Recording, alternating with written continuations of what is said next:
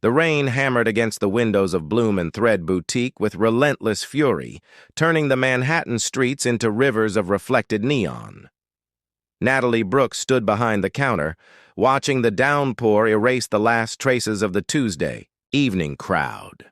Her fingers drummed against the polished wood as she calculated the numbers in her head for the third time that hour. Each sum brought the same crushing conclusion. 3 months. That was all the time she had left before the lease expired, and the landlord made good on his threat to triple the rent.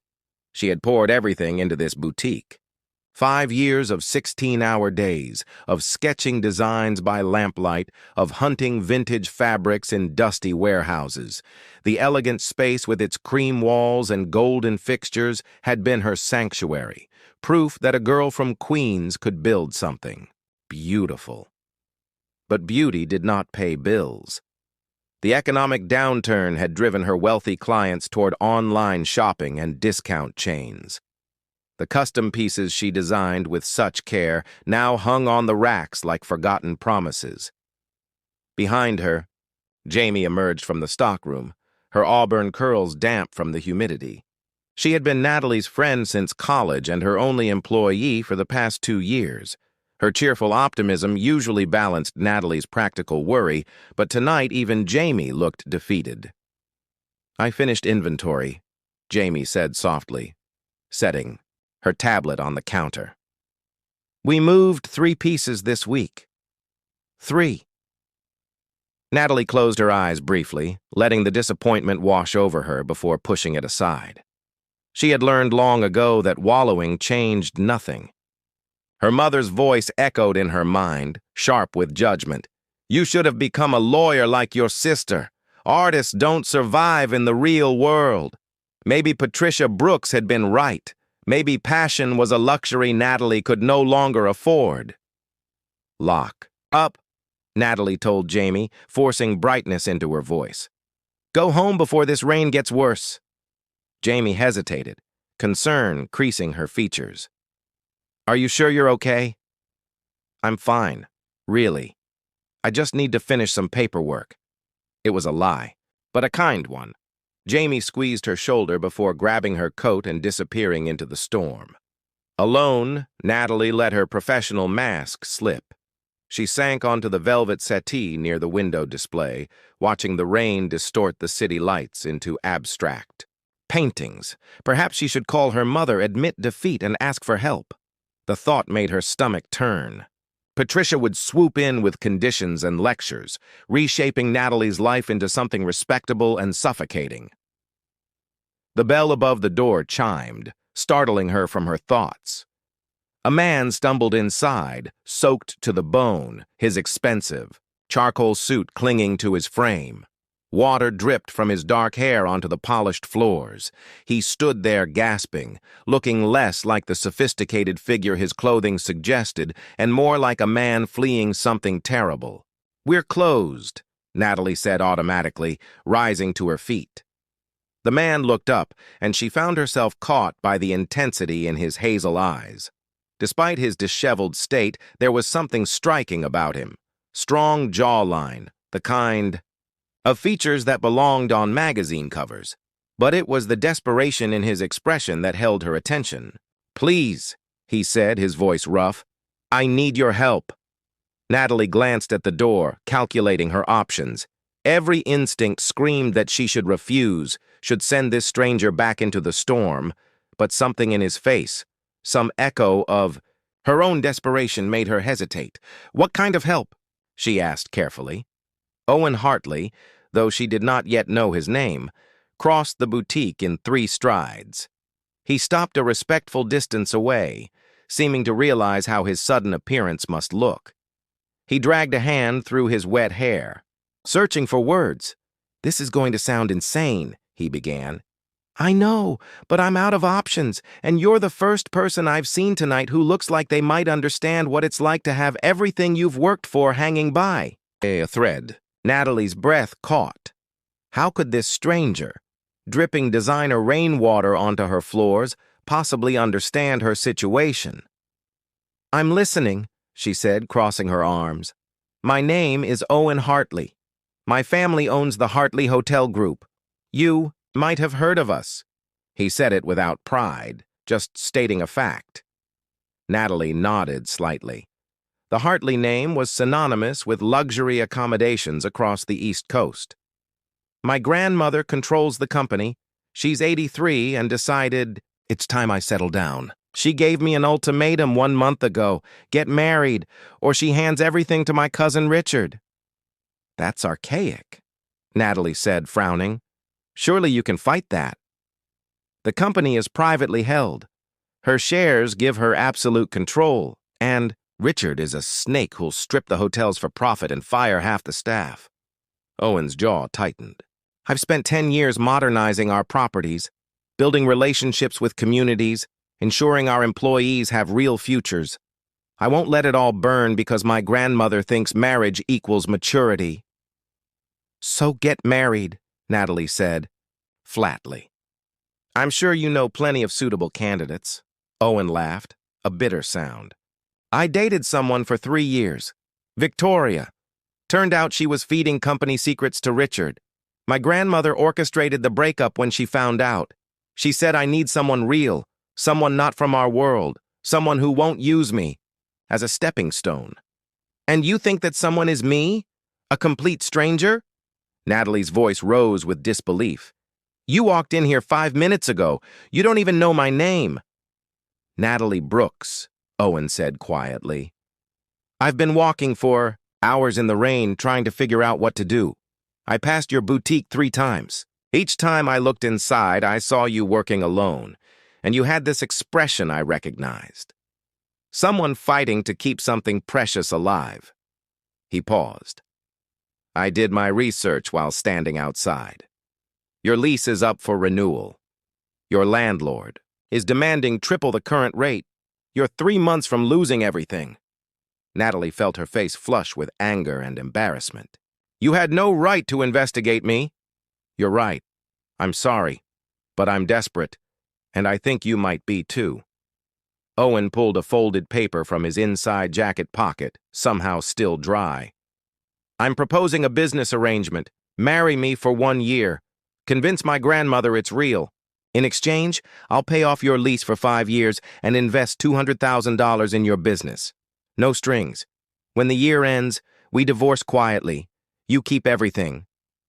The number hit Natalie like a physical blow. $200,000. She could expand, hire designers, launch an online presence. She could prove to her mother and everyone who doubted her that she had been right to chase her dreams. But marriage? Even a fake one? The idea was absurd. "I can't," she whispered, though her resolve was already crumbling. "I don't even know you." "We have 1 month to fix that," Owen said. 1 month to become convincing enough to fool my family. 1 month for you to decide if saving your dream is worth a year of pretending." He placed the paper on the counter between them. "Think about it tonight. If you're interested, sign it and meet me tomorrow at this address. If not, I'll disappear, and you'll never hear from me again." He turned toward the door, leaving wet footprints on the floor. At the threshold, he glanced back. "I know what it's like to watch something you built with your own hands slip away. It changes you, makes you desperate enough to trust strangers in boutiques." His smile was sad and knowing. "Whatever you decide, I hope you find a way to keep this place alive. It's beautiful." Then he was gone, swallowed by the rain and the darkness beyond the glass. Natalie stood frozen, staring at the contract on her counter. Her reflection looked back at her from the darkened window, and she barely recognized the woman she saw. When had she become someone who would even consider such madness? But as she picked up the paper and read the terms written in precise legal language, she knew the answer. Desperation made people capable of anything. The rain continued its percussion against the windows. Somewhere in the city, Owen Hartley was probably regretting his impulsive proposal. And in the quiet boutique that held all her dreams, Natalie Brooks was holding a pen, wondering if she had the courage to sign away a year of her life for a chance at forever. The signature on the contract had been surprisingly easy. 3 days after Owen's rain-soaked proposal, Natalie found herself standing in the marble lobby of Hartley Tower, clutching a small overnight bag and questioning every decision that had led her to this moment. The building stretched toward the sky like a monument to wealth, all glass and steel in intimidating perfection. She felt like an imposter in her simple navy dress, surrounded by people in power suits who moved with the confidence of those who belonged. A man in his 40s approached, his silver-rimmed glasses reflecting the lobby lights. He carried himself with the quiet efficiency of someone who managed chaos for a living. "Miss Brooks? I'm Vincent Chen, Mr. Hartley's executive assistant. He's waiting for you on the 52nd floor." The elevator ride felt endless. Vincent made polite small talk about the weather and the city, but Natalie could barely focus. Her stomach twisted with nerves. What had she agreed to? A year of living a lie, of pretending to love a man she barely knew. The doors opened to reveal a penthouse office with floor-to-ceiling windows overlooking Manhattan. Owen stood with his back to them, phone pressed to his ear, speaking in clipped tones about quarterly projections and investor confidence. When he turned and saw her, his expression softened. He ended the call immediately and crossed the room. "You came," he said, and she heard genuine relief in his voice. "I wasn't sure you would." "Neither was I," Natalie admitted. "But I signed your contract. I keep my promises." Owen nodded, gesturing for her to sit on the leather sofa near the windows. Vincent discreetly disappeared into an adjoining office. Owen took the chair across from her, leaning forward with his elbows on his knees. In the daylight, without rain, and desperation clouding the moment, Natalie could properly see him. The sharp intelligence in his eyes, the tension in his shoulders that spoke of too many responsibilities, the careful way he chose his words. He was handsome, certainly, but it was more than that. There was a depth to him that intrigued her. "We need to establish some ground rules," Owen began. "My grandmother Catherine is no fool. She's built an empire by reading people. If we're going to convince her this is real, we need to know each other. Really know each other." For the next 3 hours, they talked. Owen shared stories about growing up in boarding schools, about the pressure of carrying his family name, about his love for architecture that had led him to redesign several Hartley properties himself. Natalie spoke about her childhood in Queens, about her father who had encouraged her artistic dreams before his sudden death when she was 19, about the boutique that represented everything she had fought to become. Vincent returned with lunch from a French bistro, and they ate while continuing their conversation. Owen wanted to know her favorite books, her pet peeves, the small details that would make their relationship believable. Natalie asked about his family, learning that his parents had died in a sailing accident when he was 16, leaving him and his grandmother to navigate their grief together. That shared experience of loss created an unexpected bridge between them. "There's something you should know about Richard," Owen said, his expression darkening. "My cousin isn't just incompetent, he's dangerous in his ambition. He'll do anything to discredit us, to prove to my grandmother that you're a gold digger or that I'm making a foolish mistake." "How do we protect against that?" Natalie asked. "We become inseparable. We make every interaction look natural, and we prepare for him to dig into your past." Owen pulled out a tablet. "I had Vincent compile a basic timeline of your life. We need to turn it into our love story. How we met, when I knew you were special, what made you fall for me." They crafted their narrative carefully. They had met 6 months ago at a charity auction where Natalie had donated one of her designs. Owen had been captivated by her talent and her independence. They had dated quietly, away from media attention, wanting to build something real before the world complicated it. The story was simple enough to remember, but detailed enough to withstand scrutiny. The real test came that Friday. Catherine Hartley, had demanded dinner at her estate in Connecticut, insisting on meeting the woman who had captured her grandson's heart. The drive through tree-lined roads felt like a journey to judgment. Owen kept one hand on the steering wheel and reached for Natalie's with the other. She startled at the contact, but he squeezed gently. "We can do this," he said quietly. "Just remember, my grandmother values authenticity above everything else. Don't try to impress her. Just be yourself."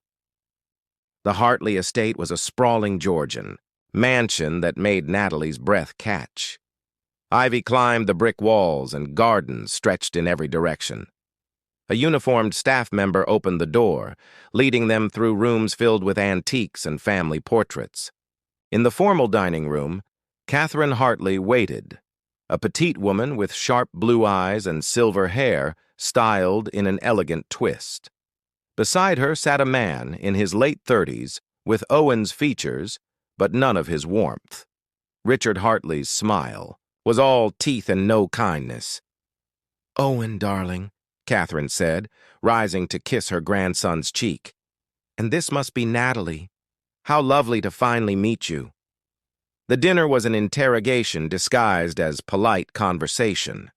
Catherine asked about Natalie's family, her business, her intentions. Richard interjected with pointed questions about how she could possibly maintain a boutique while supporting a man of Owen's stature. Each question felt like a trap, but Natalie answered honestly, refusing to pretend she was anything other than a working woman who had built something from nothing. "My grandson tells me you design custom pieces," Catherine said, studying Natalie over her wine glass. "What inspired you to pursue fashion?" Natalie set down her fork, meeting the older woman's gaze directly. "My father used to say that beauty was an act of rebellion against a world that often felt cruel. When he died, I was angry at everything. Creating something beautiful was the only way I knew how to fight back. My boutique isn't just a business. It's proof that beauty can survive hardship." Something shifted in Catherine's expression, a flicker of approval, perhaps even respect. "Your father sounds like a wise man," she said softly. "I lost my husband 50 years ago. He believed the same thing. That's why we built hotels instead of just investing in stocks. We wanted to create spaces where people could experience moments of beauty and comfort." The conversation flowed more naturally after that. Catherine shared stories about building the Hartley empire, about the risks she had taken when everyone told her a woman couldn't run a hospitality business.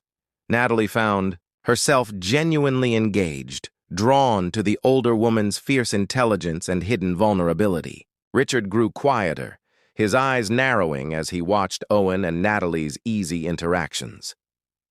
After dinner, Owen gave Natalie a tour of the gardens while Catherine took a phone call.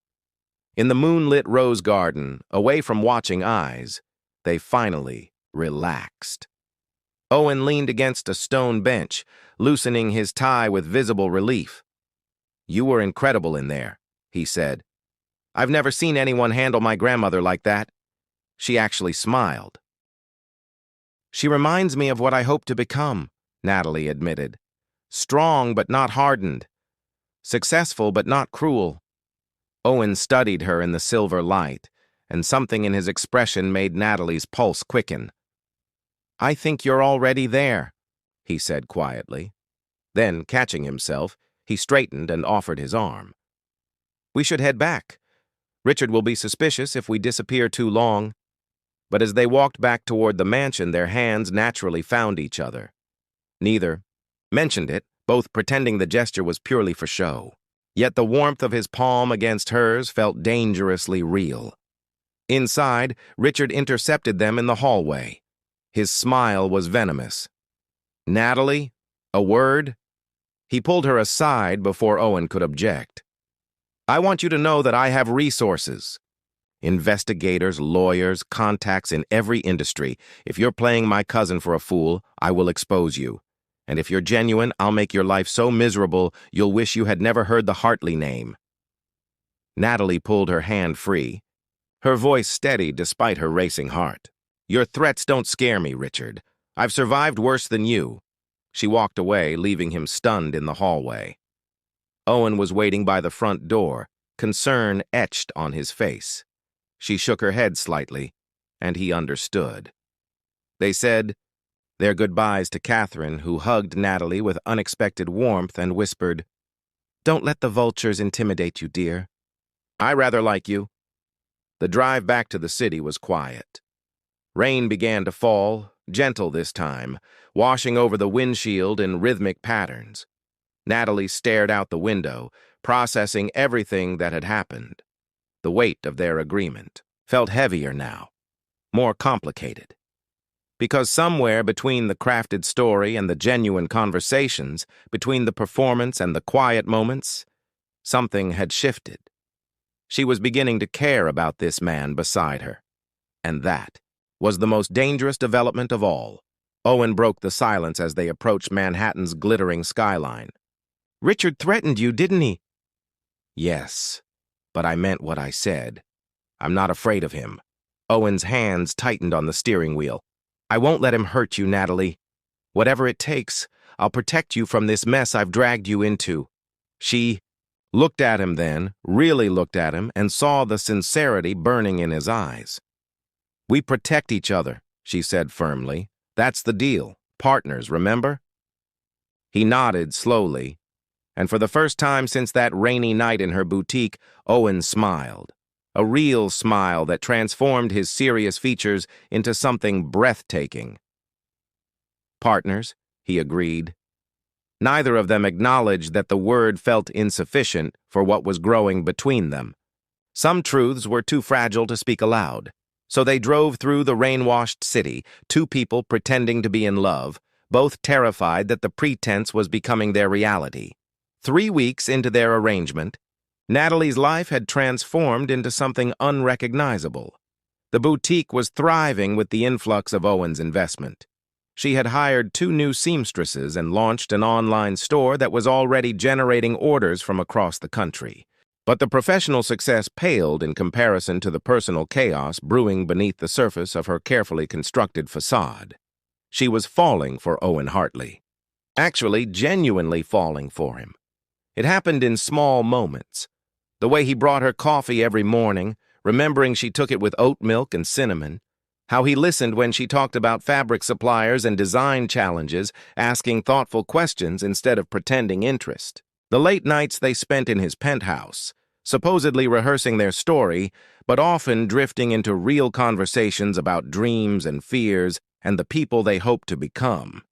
Each shared laugh, each accidental touch, each moment their eyes met across a room full of strangers chipped away at the walls she had built around her heart.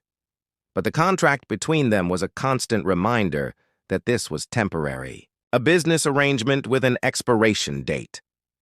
Owen had never suggested otherwise, never hinted that his feelings extended beyond gratitude and growing friendship. So Natalie locked her emotions away, determined to fulfill her end of the bargain, without the complication of unrequited love. Her sister Sophie noticed the change immediately. Over lunch at their favorite diner in Queens, the 26-year-old nurse studied Natalie with knowing eyes. Sophie had always been able to read her, even when they were children sharing a bedroom and whispered secrets. "You're in love with him," Sophie said. Not a question, but a statement of fact. Natalie's fork clattered against her plate. "Don't be ridiculous. It's a business arrangement." Business arrangements don't make you smile at your phone like that. They don't make you glow. Sophie reached across the table, squeezing her sister's hand. "I'm happy for you, Nat. Truly. But please be careful. I don't want to see you get hurt." The warning came too late. Natalie was already in too deep, already imagining futures that would never exist. She changed the subject, asking about Sophie's latest rotation at the hospital, but the concern in her sister's eyes lingered long after lunch ended. That same afternoon, a man in a gray suit appeared at Bloom & Thread. Thomas Green introduced himself as a freelance journalist writing a piece about successful entrepreneurs. His questions seemed innocent at first, but Jamie called Natalie from the stockroom with worry creasing her forehead. Something feels off. About him, Jamie whispered. He's asking weird questions about your finances and how you met Owen. Natalie's blood ran cold. She returned to the showroom where Green was examining a vintage piece with too much interest. I think we're done. Here, she said firmly. I don't do interviews without my lawyer present. Green smiled, and it reminded her of Richard's predatory expression. Of course. Thank you for your time, Miss Brooks.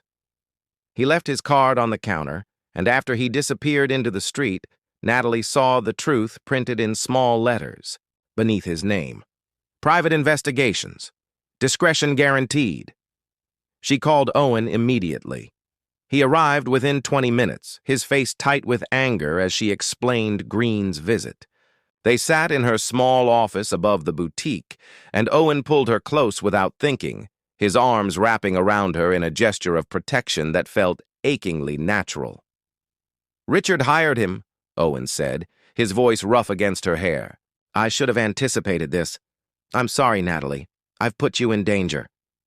We knew the risks, she said, though her heart hammered against her ribs. What do we do now? What they did was accelerate their timeline. Owen proposed publicly at a charity gala that weekend, presenting a stunning emerald ring that caught the light like captured fire. The crowd gasped and applauded, cameras flashed, and social media exploded with speculation. Natalie said yes because that was the plan, but the words felt heavier than she expected. More permanent. More real. Catherine insisted on hosting the wedding at the estate in 4 weeks. The speed was unusual, but the matriarch claimed she was not getting any younger and wanted to see her grandson properly settled. The wedding planning consumed their days. Natalie chose a simple ivory gown with lace sleeves, elegant without being ostentatious. Owen deferred to her judgment on everything, trusting her artistic vision in a way that made her chest ache with tenderness. But Thomas Green continued his investigation, shadowing Natalie, interviewing her former landlord, and digging through public records.